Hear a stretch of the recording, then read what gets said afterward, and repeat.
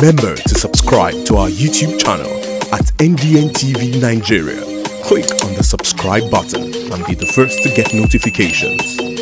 Reactions have continued to trail last week's threat by the Supreme Egbesu Liberation Fighters, a militant group operating in the Niger Delta, to resume hostilities on account of the federal government's neglect of their region. While some respondents have urged the aggrieved militant group to sheath their sword and give peace a chance in the Niger Delta, others have prevailed on the federal government to begin to address the structural causes of violence in the Niger Delta and other parts of the country. Correspondent Tekena Miofori tells us more.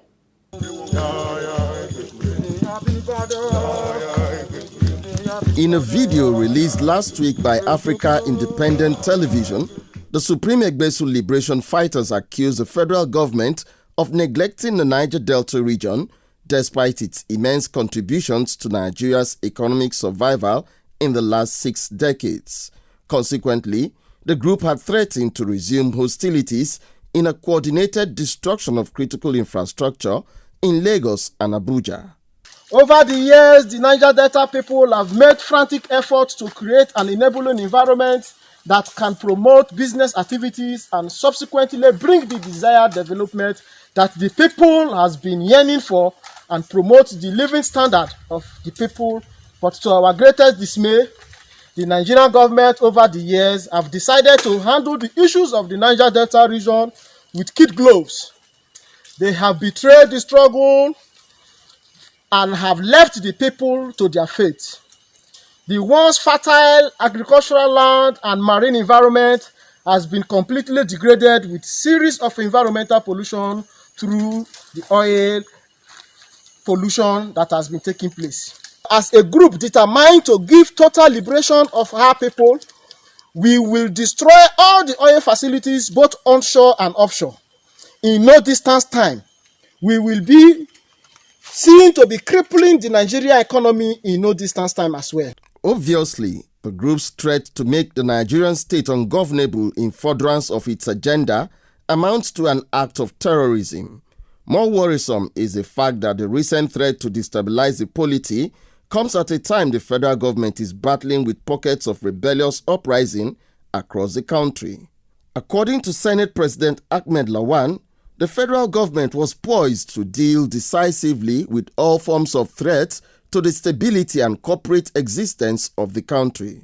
You recall that the National Economic Council approved of taking some funds from the excess crude accounts with a view to giving more resources to our armed forces. This is a commendable effort, and we are ready to help with the appropriation to ensure that we buy those, we acquire those security weapons or for the armed forces of this country to fight to end this insecurity in the northeast, in the northwest, in the southeast, south, and southwest as well.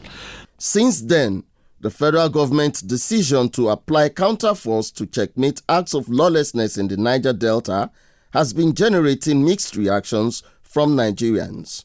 While some respondents insist that the militant group must give peace a chance in the Niger Delta, others are against the option of gunboat diplomacy to halt acts of rebellion in the region. They would rather have the government address issues of social injustice Nigerians have had to contend with over the years. There's absolutely nothing conflict breeds. It destroys. It destroys. It forestalls any form of development. See how the region is. What have we benefited as a people? Can't we change the narrative from aggression to try to dialogue? Try to see that we bring development to our region. And how can we achieve this? There's no need for the resumption of hostilities. The nation is going through a lot at this point in time. And all we need is some sense of, some sense of responsibility. No good country would want to fight its citizens at all corners, in the north, and the south, in the east, at the middle belt. We're fighting everywhere, every day, killing. No good country can survive with that. So I encourage government to wake up from their slumber and look at a way to begin to match their words with action. What Nigeria needs, Nigerians are not asking for heavens. What Nigerians is asking for is what they could do and how they could feed their family and live a good life, which ordinarily every good leader in the country, the resources are there. They should deploy the resources to ensure that the people get good welfare. And all these things will just fizzle out. The Niger Delta region shows some of the highest unemployment rates in the country, and it's not supposed to be so. We are the region that produces the resources of the country, but there is unemployment, there is poverty, youths are dejected, they are becoming disillusioned, and then of course the thing is that they could be employed by mischievous people to carry out some criminal activities, and we're praying that we shouldn't get to that point, but we're sitting on a time bomb. That's the truth, and the Nigerian government must listen to us as we have been speaking, and as highlighted by these young people in that video. After many years of agitation and armed struggle by militant groups in the Niger Delta, the federal government brokered a peace deal with them in September 2009 and promised to transform their region. The peace process was truncated with renewed hostilities in the last quarter of 2015. Under the Buhari presidency, the federal government reopened talks with aggrieved armed groups through leaders of thought in the Niger Delta. At a meeting with Mr. President in November 2016, Niger Delta leaders had made a 16-point demand as a precondition for sustained peace in the region. Sadly, most of the demands made with a view to improving the lots of oil-producing communities in the Niger Delta have been left largely unaddressed by the federal government till date. The narrative would have changed, but unfortunately, out of the 16 items, as we speak today, we have only 2 items, as it were, 1.5 attended to. That's the Maritime University of Korenkoko, and then the Ogoni cleanup.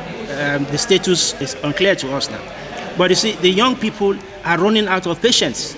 PANDEF, I repeat, completely agrees with the issues raised by the young people. But our concern is that the deployment of violence in demonstrating our grievances is not the answer at this time. It's not the best strategy to employ. We know that the ramifications of that kind of action will be felt more by our people. Our grandfathers, our grandmothers, our mothers, our daughters, and our sisters in the villages, in the various communities of the Niger Delta. We have a situation where today, as the young people raised in that video that is viral now, is that our communities have been militarized. This 16-point agenda was something that was agreed on, and till now, nothing has been done. When our boys went on militancy, it was in revolt of neglect, justifiable neglect. And that neglect has not been addressed. So I am not surprised that our Igbesu boys are clamoring for attention. You saw how flood devastated the Niger Delta under the pandemic. Was there any response from the federal government? You cannot be milking a cow and not feeding it. The Niger Delta needs to be fed. In furtherance of their demand for an existence in the Niger Delta, the Supreme Egbesu freedom fighters and other militant groups in the region are enjoined to continue to embrace dialogue rather than resort to violence resistance to perceived marginalization.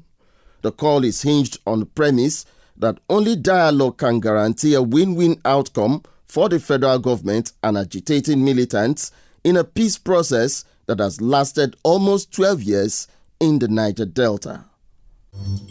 Inside the Niger Delta,